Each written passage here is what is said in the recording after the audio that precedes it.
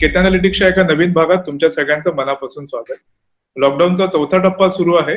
लॉकडाऊनच्या तिसऱ्या टप्प्यापासून आपण सगळ्यांनी एक दृश्य पाहिलं, ज्या दृश्यामुळे तुम्ही मी सगळेजण आतून 100% हल्लेलो आहोत. ते म्हणजे या देशाच्या कानाकोपऱ्यातनं हजारो लाखो लोक त्यांच्या त्यांच्या गंतव्यस्थानी, म्हणजे ज्या राज्यांमधनं, ज्या शहरांमधनं ते आले, ज्या गावांमधनं आले, त्या गावांच्या दिशेने मुंबई, पुणे, नागपूर, नाशिक, अगदी पार चेन्नई पासून निघालेत. काही ठिकाणी तर अशा स्टोरीज आहेत की ते पार चेन्नई पासून आसाम पर्यंत, म्हणजे जवळजवळ 2-2, 2,500 हजार किलोमीटरचा प्रवास कधी पायी कधी सायकलवरनं करत निघाले. ह्याविषयीच्या अनेक स्टोऱ्या तुम्ही आणि मी पाहिलेल्या आहेत. त्या टेलिव्हिजनवरती पाहिल्या, त्यातली काही दृश्य पाहूनच आपण हादरलो होतो. पण या मायग्रंट्सच्या सोबत एक अशी व्यक्ती आहे, दैनिक भास्करच्या स्पेशल करस्पॉन्डंट आहे, त्यांचं नाव आहे मनीषा भल्ला. मनीषा भल्ला गेले काही दिवस मुंबई ते वाराणसी आणि वाराणसी ते मुंबई असा मायग्रंट्स बरोबर रस्त्यावरती प्रवास करून आल्या. त्यांच्या व्यथा, त्यांचं दुःख, त्यांच्या मनात नक्की काय चाललंय, या सगळ्याचा त्यांनी अभ्यास केला. तुम्हाला थोडीशी ओळख सांगतो की मनीषा भल्ला या एक ज्येष्ठ पत्रकार आहेत. त्या आता दैनिक भास्करला स्पेशल करस्पॉन्डंट आहेत. त्याच्या आधी पण त्या अनेक विविध वर्तमानपत्रांमध्ये आणि मॅगझिन्स मध्ये काम करत होत्या. आणि मुख्यतः जमिनीवरची पत्रकारिता, म्हणजे कुठलाही विषय असेल तर त्याचं डेस्कवरती बसून पत्रकारिता करण्याच्या ऐवजी तो विषय आज जाऊन समजून घेणं, ही त्यांची खासियत राहिलेली आहे. महिलांचे प्रश्न आणि मुख्यतः उत्तर भारतातल्या एकूणच सांस्कृतिक आणि सामाजिक वातावरणामधले महिलांचे प्रश्न आणि खप पंचायत, हे दोन त्यांचे अत्यंत अभ्यासाचे विषय. त्याच्यातल्या काही विषयांवरती त्यांनी काही शोधनिबंध सादर केले, ज्याला अनेक पुरस्कार देखील मिळालेले आहेत. तर आज आपण मनीषा भल्ला यांच्यासोबत बोलणार आहोत. मला खात्री है कि याच्यातनं तुम्हाला एक नवीन पर्सपेक्टिव नक्की मिळेल. मनीषा जी, आपका स्वागत है केतन एनालिटिक्स के यूट्यूब चैनल में. जैसे मैंने मराठी में कहा, ये पूरा कॉन्वर्सेशन अब हिंदी में होगा आपकी जानकारी के लिए.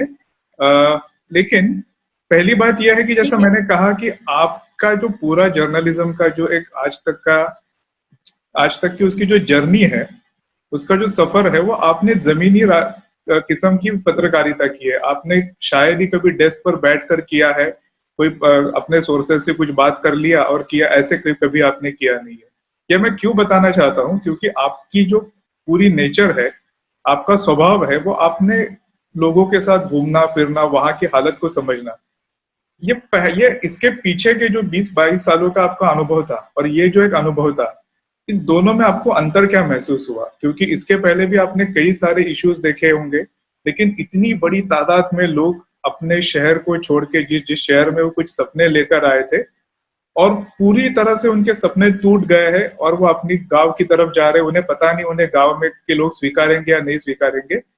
अभी तक की आपकी जो पूरी एक पत्रकारिता थी, उसमें जो आपने रियलिटी देखी और ये रियलिटी में अंतर क्या है, आपने क्या महसूस किया? ऐसा है केतन जी, जो इससे पहले हम लोगों ने इस तरह के ग्राउंड रियलिटीज के जो ग्राउंड के जो मुद्दे हैं वो कवर किए हैं उनमें, और इसका जो है वो, एक तो मुझे ऐसा लगता है कि कोई कंपैरिजन नहीं हो सकता है, क्योंकि मान लीजिए फार्मर सुसाइड्स है, या ऑटो की पिटाई का मुद्दा है, या खाप पंचायतों का मुद्दा है, या ऑनर किलिंग का मुद्दा है, या दलितों की पिटाई का मुद्दा है, या दलितों के साथ किसी भी तरह के डिस्क्रिमिनेशन का मुद्दा है. हर मुद्दा एक मुद्दे से बिल्कुल ही एक तरह से अलग है. हाँ, ये जरूर है कि इस माइग्रेशन के ही साथ जो है वो कंपेयर किया जा सकता है. जैसे मुझे अच्छी तरह से याद है कि एक बार हम लोगों ने बुंदेलखंड के माइग्रेशन को लेकर एक सीरीज हम लोगों ने की थी.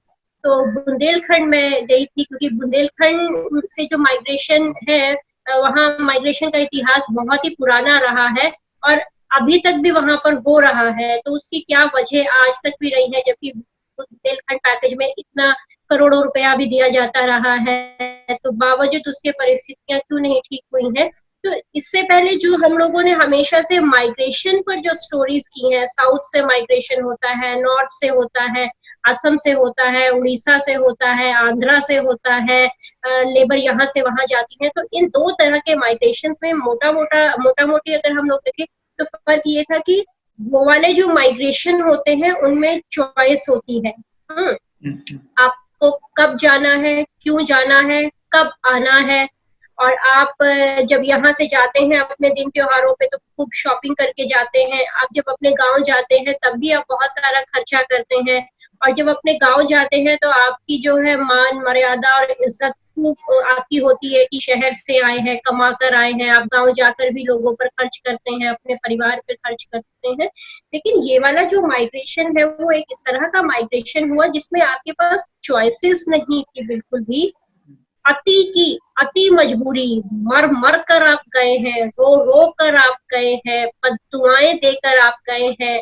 कोई भी आदमी अपने मन से नहीं गया है, बहुत मजबूर होकर गया है, बिना पैसे के गया है, बिना चप्पल के गया है, बिना रोटी के गया है, बिना पानी के गया है।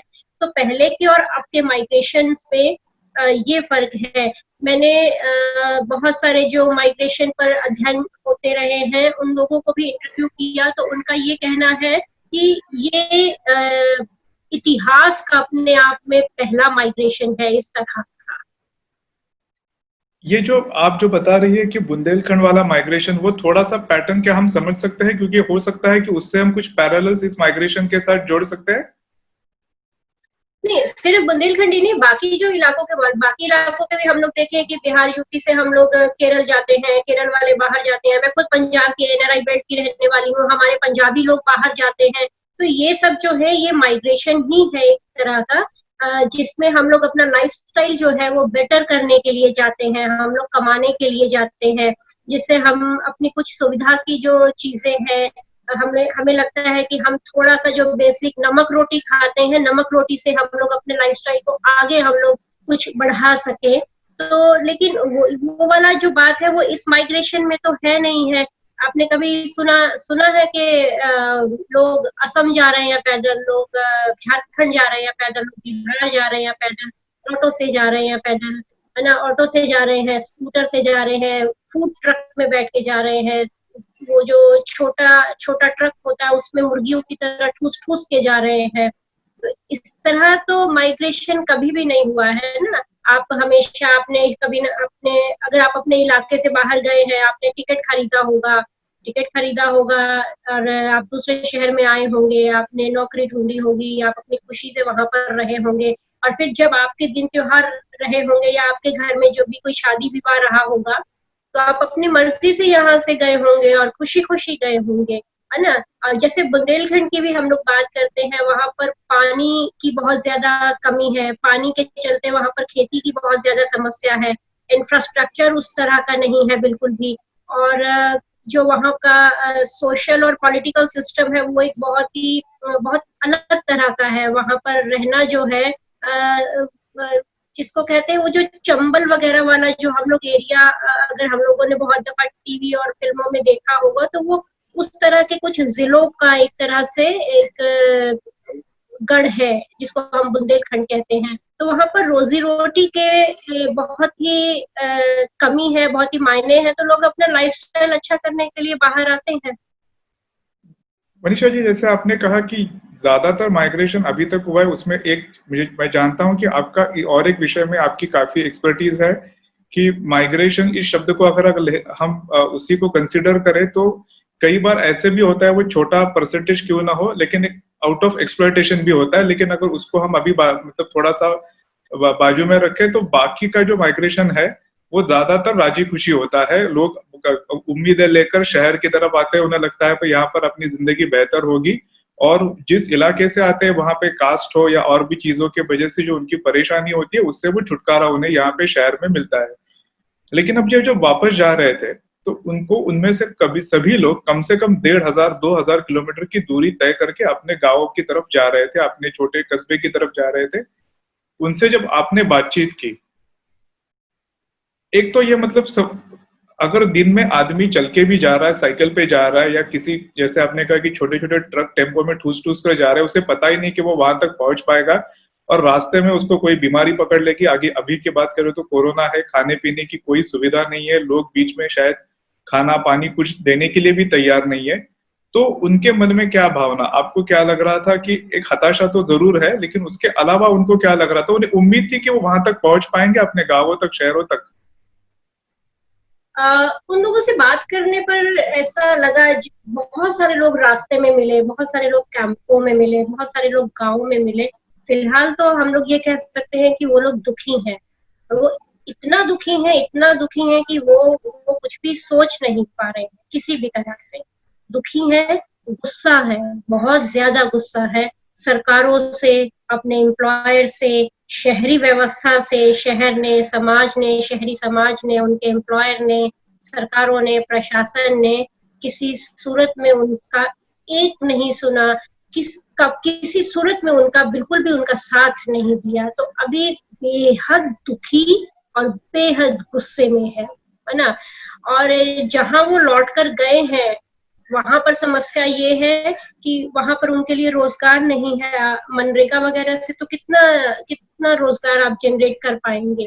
और हमेशा यूपी और बिहार अगर राज्य इतने ही बहुत ही रोजगार के और इंफ्रास्ट्रक्चर के मामले में बहुत अच्छे होते तो इतनी बड़ी तादाद में वहां से लोग शायद निकल कर भी नहीं आते। तो मुझे लगता है कि जैसे एक गांव के प्रधान ने हमको, बनारस का एक गांव था, वो प्रधान ने हमको बताया कि अभी तो ठीक है मैडम, 1-1.5 महीना तो अभी ऐसा चलेगा, अभी तो गवर्नमेंट भी राशन दे रही है, अभी तो मदद भी हो रही है, वॉलंटियर्स जो है वो बहुत मदद कर रहे हैं, व्यक्तिगत स्तर पर बहुत मदद हो रही है, बहुत सारे ऐसे लोग हैं जो व्यक्तिगत तौर पर और ग्रुप बनाकर मदद कर रहे हैं, आपने भी देखा होगा। लेकिन 2 महीने के बाद जो स्थिति होने वाली है ना, वो भयानक है। वो इससे कहीं 100 टाइम्स ज्यादा भयानक स्थिति जो है वो होने वाली है। 1.5 एकड़ या 2 एकड़ में पहले से ही उनके 4, 5, 6, 7 भाई जो कि हैं गांव में काम कर रहे थे, ऊपर से फिर शहरी परिवार वहां पर चला गया है और खाने के लिए कुछ भी नहीं है, रोजगार नहीं है, पैसा नहीं है, खेती नहीं है, किसी तरह की कोई व्यवस्था नहीं है। तो 2-3 महीने बाद जो परिस्थितियां होने वाली हैं वो ज्यादा खराब है।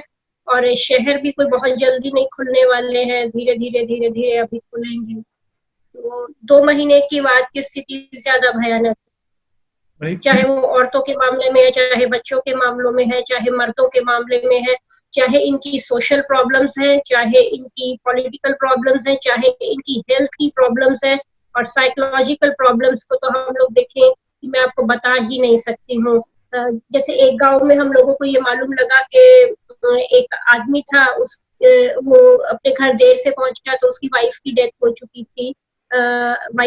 चुकी थी। तो उसने वो मुंबई से गया था, तो लेकिन उसकी फैमिली ने उसको घर पे आने से मना कर दिया कि नहीं नहीं, तुम 14 दिन की बात है, सिर्फ तुम अपने क्वारंटाइन सेंटर में रहो 14 दिन के बाद तुम घर आ जाना। तो उस आदमी ने सुसाइड कर लिया। हाँ, ये कहते हुए कि मेरा तो परिवार ही मुझे जो है वो स्वीकार नहीं कर रहा है। तो अभी क्वारंटाइन सेंटर्स की जैसे मैं आपको हालत बताती हूँ कि क्वारंटाइन लोगों ने कैसे कैसे यूपी में कर रखा है। कोई बगीचे में है, कोई शमशान में है, कोई घाट पर है, कोई कहीं पर है, कोई कहीं पर है। गांव, सबसे बड़ी बात है कि जिस गांव में आप पैदा हुए हैं वो गांव आपको अंदर नहीं आने दे रहा है, परिवार आपको अंदर नहीं आने दे रहे हैं, आपके माँ बाप, आपके बच्चे, आपकी पत्नी आपको नहीं आने दे रही है।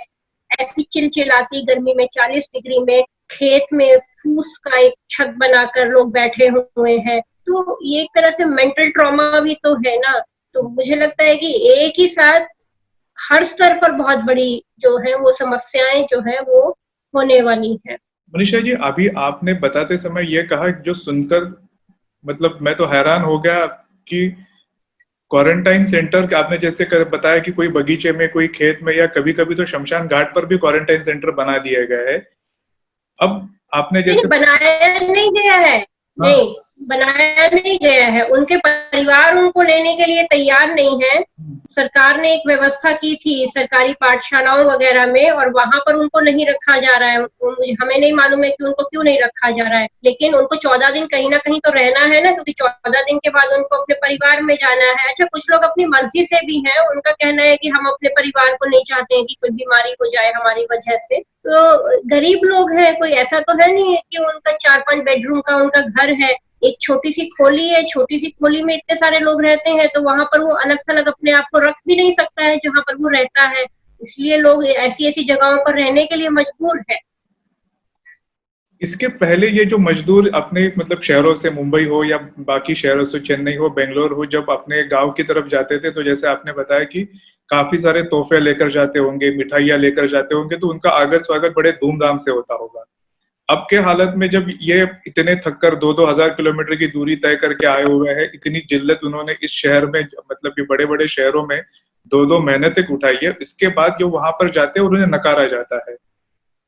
आपने जैसे जिक्र किया कि इसके काफी परिणाम होंगे, उसमें एक साइकोलॉजिकल परिणाम भी होगा, सोशियोलॉजिकल परिणाम भी होगा। क्या क्या आपको क्या लगता है, आपने लोगों से बातचीत की, क्या चल रहा है उनके मन में? अभी तो लोगों के मन में सिर्फ ये चल रहा है कि उनको पैसे की जरूरत है, कैश की जरूरत है। अभी उनके दिमाग में सिर्फ ये चल रहा है कि 2 महीने के बाद क्या होगा। अभी उनके दिमाग में सिर्फ ये चल रहा है कि उनके बच्चे जो है स्कूल कैसे जाएंगे, क्योंकि जो आदमी यहाँ पर मुंबई जैसी जगह पर जो कमा रहा था, वो 15 से 20 हजार रुपया जो है महीने का कमा ले रहा था। 3-4 हजार रुपया अपने ऊपर खर्च करके बाकी पैसा जो है वो गाँव में भेज देता था। उनके बच्चे वहां पे गाँव के एक अच्छे से प्राइवेट स्कूल में पढ़ लेते थे, तो उनकी फीस कैसे जाएगी। और जो सरकारी राशन आता है, सरकारी राशन में गेहूं और चावल और तेल मिलता है, लेकिन सिर्फ गेहूं चावल तेल से तो रसोई नहीं चलती है। दवाई भी चाहिए है, उसके साथ और 10 तरह के मसाले भी चाहिए हैं, भाजी भी चाहिए है, दालें भी चाहिए हैं, तो रसोई कैसे चलेगी। और दूसरी बात ये है कि ये लोग वापसी के लिए तैयार नहीं है, फिलहाल तो नहीं है बिल्कुल। मुझे नहीं लगता है कि 8 महीने, 1 साल, 1.5 साल ये लोग वापस आएंगे। तो कैसे कैसे होगा, वो चिंताएं जो है वो उनके दिमाग में सबसे ज्यादा है कि गांव में कुछ नहीं था इसीलिए शहर गए थे। तो आर्थिक परेशानियां हैं, सोशल परेशानियां हैं, साइकोलॉजिकली तो वो लोग मतलब कि गुजर ही रहे हैं उससे। मतलब कि बड़ा खराब लगता है जब आप किसी को इंटरव्यू करते हैं और वो आदमी आपसे पूछता है कि मतलब कि मेरे को राशन की व्यवस्था हो जाएगी या मेरे बच्चों का कैसा होगा, मतलब कि मैं 2 महीने के बाद क्या करूंगा, मुझे ये पैसा चाहिए है, इसलिए पैसा चाहिए है, वो पैसा चाहिए है। तो आपके पास कोई जवाब ही नहीं होता है सिवाय एक स्टोरी करने के। सबके पास यही सवाल है, सबके पास एक जैसे सवाल है कि क्या होगा, क्या होगा। किसी को नहीं मालूम है, किसी को कुछ पता ही नहीं है कि क्या होगा। यहाँ तक कि कई गांवों के तो प्रधान बहुत अच्छे हैं, है ना, तो उन लोगों का इवन ये कहना है कि हम लोग बहुत ही चिंतित हैं इस बात को लेकर कि 1.5-2 या 3 महीने के बाद इन लोगों का क्या होने वाला है। जो एक उसके सॉल्यूशन के उसमें एक जो चीज है कि इनको प्रॉपर एक तो राशन और कैश जो है वो जो दिया जाना है वो बहुत ही जरूरी है इनके सर्वाइवल के लिए। लेकिन वो व्यवस्थाएं इसलिए बहुत मुश्किल लगती हैं कि कभी इन लोगों का डेटा ही नहीं रखा गया, कभी इन लोगों का रजिस्ट्रेशन ही नहीं किया गया, किसको देंगे, कैसे देंगे। फिर हमारे यहाँ पर आपको पता है कि ऊपर से लेकर नीचे तक की व्यवस्थाएं कैसी हैं, हमारे यहाँ पे करप्शन का किस तरह से पूरा एक फ्लो रहता है। तो वो सब चीजों में बड़ा बहुत ही मुश्किल चीजें नजर आ रही हैं। जब सरकारों ने, जबकि सरकार के लिए कितना आसान था इनको घर भेजना, बहुत ही आसान था, तो जब इनको घर ही नहीं पहुंचाया गया तो वहां पर रहकर बाकी की इनकी समस्याएं किस तरह से देखी जाएंगी या उनका सॉल्यूशन होगा भी या नहीं होगा, ये तो बहुत बड़े सवाल है। क्योंकि अगर थोड़ी सी भी दर्द होता, चिंता होती तो जरूर भिजवाते। मैं ऐसे बहुत सारे लोगों को जानती हूँ जिन्होंने व्यक्तिगत स्तर पे पैसा खर्च करके मजदूरों को घर भिजवाया है ना। तो अगर कोई व्यक्तिगत पैसा खर्च करके भिजवा सकता है तो सरकारों के तो बाएं हाथ का खेल था। बिल्कुल बिल्कुल। मनीषा जी, इसमें 2 सवाल है। ये मजदूर वहां पे चले गए, वहां पे जैसे कहा कि व्यवस्था तो उन्हें ज्यादातर केसेस में अपने गांव के लोग या अपने घर के लोग अंदर लेने के लिए तैयार नहीं है और वो बाहर रुके हुए हैं। वहां की हेल्थ सिस्टम तो हम जानते हैं, लेकिन चलो हम आपसे सुनना चाहेंगे कि इतनी खास भी नहीं है कि अगर इनके साथ कुछ होता भी है, कोरोना हो या और भी कोई हो, कोई व्यवस्था नहीं है। क्या आपको ये भी एक डर लगता है कि एटलीस्ट मुंबई या पुणे जैसे या बाकी जो बड़े शहर है वहां पर उनके लिए कुछ ना कुछ सुविधाएं मुहैया तो की जा सकती थी, लेकिन अब वो भी उनके लिए आसार नहीं है। उनके मन में क्या डर है इस बात का भी कि हम जिस जिस एरिया में आकर पड़े हुए आकर खड़े हुए वहां पर कुछ नहीं है हमारे लिए? नहीं, मुझे ऐसा जो लगता है कि महाराष्ट्र सरकार के स्तर पर कोई प्रॉब्लम नहीं रही है। महाराष्ट्र सरकार ने काफी, जितना हो सकता था, काफी अच्छा काम किया है। एक प्रॉब्लम ये होती है, ये एक इंसानी फितरत है कि जब भी कोई ऐसी आपदा आती है तो आदमी को घर जाना होता है, परिवार के पास जाना होता है ना। तो एक तो ये प्रॉब्लम जो रही वो और स्टेट गवर्नमेंट्स का सेंट्रल गवर्नमेंट से कोऑर्डिनेशन उस तरह से ठीक से नहीं हो पाया, है ना। और दूसरी बात ये है कि जहां तक इंफ्रास्ट्रक्चर की हम लोग बात करते हैं, हेल्थ इंफ्रास्ट्रक्चर की, तो अभी ये स्थिति है कि मुंबई के अस्पतालों में जगह नहीं है। जो इलेक्ट्रॉनिक मीडिया जिस तरह से चीजों को दिखाता है, धारावी को लेकर जिस तरह से वीडियोस बहुत सारे सामने आए, साइन अस्पताल को लेकर वीडियोस सामने आए दिन धारावी को लेकर जिस तरह से हेडलाइंस एंकर्स बोलते रहे, तो वो जो है वो डर के मारे भी बहुत सारे लोगों ने छोड़ा कि नहीं। मैं से बहुत सारे लोगों को जानती हूँ जो कि यहाँ पर फाइनेंशियली शायद और 3-4 महीने रह सकते थे, लेकिन उनका ये कहना है कि यहाँ पे रहेंगे तो मर जाएंगे, यहाँ पे रहेंगे तो मर जाएंगे। मैं आपको बता रही हूँ ना कि मुंबई से जो लोग भी गए हैं गांव में, उनको गांव में नहीं आने दिया जा रहा है। और अगर जिनके पास घर में जगह भी है अपने आप को अलग थलग रखने की, उनके गली मोहल्ले वाले ऑब्जेक्शन कर रहे हैं प्रधान के पास कि नहीं नहीं नहीं नहीं, ये तो मुंबई से आया है, इसको हटाओ यहाँ से। हमारी महाराष्ट्र नंबर की गाड़ी थी, तो हम लोगों को वहां पर कुछ जगह पर एंट्री करवानी थी, तो एक पुलिस वाला जैसे हमारे पास आया तो दूसरे पुलिस वाले ने उसको बोला कि अरे अरे हट परे हट, देख महाराष्ट्र नंबर की गाड़ी। तो वो ऐसे उछल के जंप करके पीछे को चला गया जैसे मालूम नहीं गाड़ी वायरस छोड़ रही है।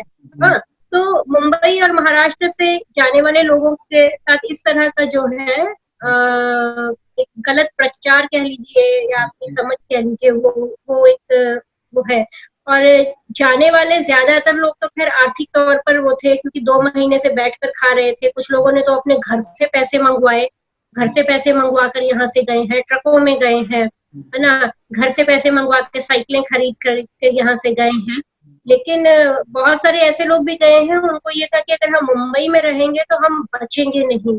वो कहीं ना कहीं मुझे लगता है कि और वो सरकार की ऐसी कोशिश होनी चाहिए थी कि कम से कम सरकारें ये भरोसा, अगर मान लीजिए कि सरकारों ने घर नहीं भेजा, तो ये भरोसा सरकारों को जरूर दिलवाना चाहिए था कि आप जहां पर भी हैं आप सुरक्षित हैं, आपको कम से कम खाने को मिलेगा और आपको कम से कम इलाज मिलेगा। लेकिन फिर वो सरकारों का एक और तर्क है कि पॉपुलेशन इतनी ज्यादा है, डेंसिटी इतनी ज्यादा है कि उसमें मतलब कि एकदम से व्यवस्था करनी, क्योंकि कोरोना आएगा और इस तरह से चीजें हो जाएंगी, ये तो किसी को भी नहीं मालूम था ना। तो वो भी मुश्किल है काफी, क्योंकि हमारे यहाँ पॉपुलेशन बहुत ज्यादा है। वो सरकारी तर्क भी एक तरह से समझ में आता है। देखो, ऐसा है कि कोई भी मतलब आपदा जब आती है तो उसकी एक स्टोरी होती है और वो स्टोरी बयां करने का एक तरीका होता है। क्या आपको लगता है कि इलेक्ट्रॉनिक मीडिया ने इस पूरी स्टोरी को पूरे नेशन वाइड उसको बहुत ज्यादा भयंकर रूप से लोगों के सामने रखा? मैं इस बात को बिल्कुल मानता हूं कि ये बीमारी भयंकर है, इसका कोई अभी तो फिलहाल कोई इलाज नहीं है, कोई वैक्सीन नहीं है क्या, लेकिन इसको आपको ये नहीं लगता कि इलेक्ट्रॉनिक मीडिया, ये जो माइग्रेशन बहुत बड़ी तादाद में हुआ, इसके लिए इसका काफी हद तक रोल है कि इसने इस बात को बहुत ज्यादा बढ़ा चढ़ाकर फुलाकर लोगों के सामने रखा कि देखो क्या हो रहा है, क्या हो रहा है, आप आपकी जान गंवा सकते हैं, आप मर सकते हैं, ये कर सकते हैं। ये स्टोरी कहीं ना कहीं पे असर कर गई इस पूरे डिसीजन को कि हमें इस शहर, अपने अपने शहरों को छोड़कर जो हाथ में मिल जाए हम निकल जाएंगे। क्या ये रीजन आपको लगता है? आप ये देखिए, अगर पूरे देश में मुंबई से जाने वाले लोगों के साथ ऐसा बिहेव हो रहा है तो वो माहौल किसने बनाया? टीवी नहीं बनाया ना वो माहौल, पहली बात। और दूसरी बात ये है कि मैं तो टीवी देखती नहीं हूँ, लेकिन मेरे को कुछ हेडलाइंस मालूम है वो जो चल रही थी, क्या बचेगा धारावी, क्या सुरक्षित रह पाएगा धारावी, क्या बच पाएगा धारावी। जब आप ऐसी ऐसी हेडलाइंस आप रोज देंगे, हमारे पास रोज एक दो वीडियोस इस तरह के आते थे, क्योंकि धारावी जो है उसको साइन हॉस्पिटल लगता है ना, डेड बॉडीज ऐसे पड़ी है और एक ही बेड पर डेड बॉडी है, दूसरे पे पेशेंट है। ये कहाँ से ये सब चीजें लीक हो रही हैं? और अगर हमारे पास वो वीडियोस हैं तो लोगों के पास नहीं, क्योंकि हमारे पास भी धारावी के लोग ही भेजते थे, है ना, अभी भी भेजते हैं, तो ये सबके पास जाते हैं इसका मतलब। तो वो एक डर, इतना डर बना दिया गया, इतना खौफ के मतलब कि लोगों को, इवन आपको यकीन नहीं होगा कि मुझे एक परिवार ऐसा हम लोगों को मिला कि उसने ये बोला कि मेरी तो जॉब भी चल रही थी, उसको कोई प्रॉब्लम नहीं थी, उसको 30-35 हजार रुपए की उसकी नौकरी थी एक रेस्टोरेंट में, जो कि कायम थी, जॉब से नहीं निकाला गया था, और पैसा भी अच्छा कमा रहा था, घर भी पैसा नहीं भेजना होता था, कुछ भी नहीं था। बोले लेकिन माँ का इतना दबाव है कि तुम्हें आना ही होगा। तो वो 3-4 भाई थे, तो तीनों चारों भाई और तीनों चारों की नौकरी जो थी वो नहीं गई थी, सब लोग जॉब कर रहे थे। तो तीनों चारों भाई सिर्फ और सिर्फ अपनी माँ के दबाव में गए। अनगिनत ऐसे परिवार है जो कि यहाँ से परिवार के दबाव में गए कि नहीं बस आ जाओ, किसी तरीके आ जाओ। हमारे एक परिचित है लखनऊ में, कुछ मजदूर जम्मू से चले थे पैदल, और वो लखनऊ पहुंचे, तो वो वहां पर उनकी मरहम पट्टी वगैरह लखनऊ में करते थे। तो उन्होंने उनको बोला कि आप थोड़ी देर यहाँ रुक जाओ, चाय नाश्ता ले लो, खाना वाना खा लो, और यहाँ से आप लोग सुबह निकल जाना। तो उनकी बैटरी मोबाइल की खत्म हो गई थी, तो उन लोगों ने अपने फोन से उनके परिवार में बात करवाई वहां पर। तो उनके परिवारों ने उनके साथ जो कि वहां पर उनकी सेवा कर रहे थे, उनको गाली गलौज उनको करना शुरू कर दिया कि तुम लोगों ने इनको क्यों रोका हुआ है, क्यों रखना चाहते हो अपने पास, नहीं चाहिए तुम्हारा कुछ भी, नहीं चाहिए तुम्हारी दवाई, नहीं चाहिए तुम्हारा खाना, हमारे लोगों को भेजो भेजो, है ना। तो ये डर मुझे लगता है कि कौन बनाता है आप भी जानते हैं, कैसे बना होगा आप भी जानते हैं। तो इतना ज्यादा डर हो गया कि जो मुंबई में सुरक्षित भी बैठा है अपने घर में, उनके परिवारों ने उनको भी बोला कि नहीं आप मुंबई छोड़ो और घर आ जाओ। इसमें मतलब आखिरी के 2 सवाल है। ये जो पूरा माइग्रेशन हुआ, ये फोर्सफुल माइग्रेशन है, ये अब भी आप भी जानती है, मानती भी है। इसमें जो महिलाएं हैं और शिशु बच्चे, इनकी जिंदगी को बहुत जबरदस्त ठेस पहुंचेगी इस वजह से, क्योंकि यहाँ पर वो काफी सुरक्षित थे। अब वो हो सकता है कि वो पिछले 10-15 सालों से यहाँ रह रहे हो, तो यहाँ की व्यवस्था के साथ, एक शहरी वातावरण के साथ वो घुल मिल गए हैं। अब वो वहां पर जाएंगे। उनमें से कई सारी, जैसे उस दिन आपने मुझे बताया था कि आपकी कई सारी ऐसे प्रेग्नेंट औरतों के साथ भी बातचीत हुई। यहाँ पे उन्हें शायद अच्छा उपचार मिल भी जाता, उनकी प्रेगनेंसी अच्छे अस्पतालों में होती, वहां पे होने की कोई खास संभावना नहीं है। ये 2 तबके जो है, बच्चे और महिलाएं, इनके जिंदगी पर क्या क्या असर होंगे, आपको क्या लगता है? और इनके साथ दो तरह की, हाँ, तब इनके उसमें क्या दो चल रहा तरह था? की उसमें 2 तरह की बातें हैं। एक तो ये है कि जैसे बहुत सारी प्रेग्नेंट औरतें मिली, जो मैंने बताया कि जो लोग वो लोग यहाँ पर रह सकते थे, लेकिन उनका ये कहना था कि मुंबई के अस्पतालों में जगह नहीं है ना। जैसे एक औरत को 2 महीने की प्रेगनेंसी थी, तो उसको सोनोग्राफी करवानी थी, उसका कोई प्रॉब्लम था, वो लोग यहाँ से नहीं जाने वाले थे, वो लोग बिहार से थे, तो लेकिन उसकी सोनोग्राफी ही नहीं की गई, टाइम ही नहीं है, जगह ही नहीं है अस्पताल में, सोनोग्राफी वगैरह सब बंद हो गई है, सिर्फ ये हॉस्पिटल जो है कोरोना का हॉस्पिटल हो गया है ना। तो इस वजह से लोगों को ऐसा लगा, जिनकी डिलीवरीज होने वाली हैं, जो प्रेग्नेंट औरतें हैं, कि हम लोग अपने घर जाएंगे। जैसे एक बांदा की एक लेडी थी, वो प्रेग्नेंट औरत जो मुझे मिली, तो उसका भी यही कहना था कि यहाँ पर डिलीवरी नहीं हो पाएगी, प्राइवेट में तो करवाने की बिल्कुल भी हिम्मत नहीं है, और लेकिन सरकारी में बिल्कुल भी जगह नहीं है, इसलिए वो लोग बांदा लौट रहे हैं। जो मैंने 2 महीने की प्रेगनेंसी वाला आपको औरत बताया, वो लोग बिहार से थे, वो लोग ऑटो में बिहार जा रहे थे, है ना। और आप मुंबई एमपी बॉर्डर जो है, यहाँ पर जो कैंप लगा था, वहां पर आप मतलब कि कई 100 की तादाद में प्रेग्नेंट औरतें थी, 9-9 महीने की प्रेग्नेंट औरतें, जबकि 8वें-9वें महीने में मतलब कि चलने की ताकत तो क्या, आपको बैठे बैठे ही सांस फूलती है आपकी, आप इतना अनकंफर्टेबल फील करते हैं। तो आप खुद सोचिए, अच्छा वो खाने को तो व्यवस्था थी ही नहीं, पानी तक भी वो औरतें, मेरे को एक औरत ने जैसे बोला कि उसने पानी भी नहीं पिया है, इतनी गर्मी में, इतनी लाखों की तादाद की वहां पर भीड़ है, सब लोग वहां पर जमा है।